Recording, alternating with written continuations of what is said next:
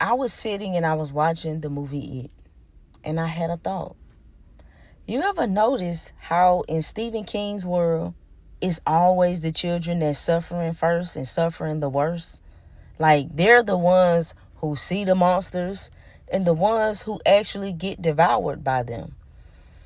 And that's not random, because in occult symbolism, the child always represents innocence, belief, imagination. The part of us that's still connected to the divine before the conditioning began.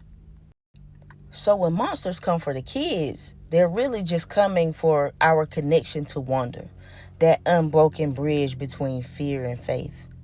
Now, in It, Pennywise isn't just a clown. He's the energy of fear itself, the shape-shifting force that feeds on what you repress. So every child, he had a different face for them because they feared different things. And he comes every 27 years, very much like Saturn, right? And that's because cycles of fear tend to repeat every time we refuse to face them. And Saturn returns every 27 years. And if we know Saturn's connected to Cronus, right? And Cronus devours his children. So when he devours children, Pennywise, what he's really eating is belief. He's the symbol of how our world trains us to kill imagination, to mock innocence, to fear vulnerability.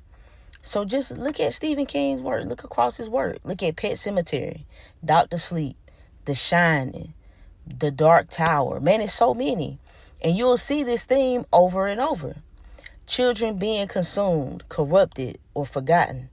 Because childhood in King's universe is a sacred state, and the loss of it is the real horror. When we grow up and lose touch with the parts of us that believed in monsters, we don't become fearless. We just start pretending that we are not afraid.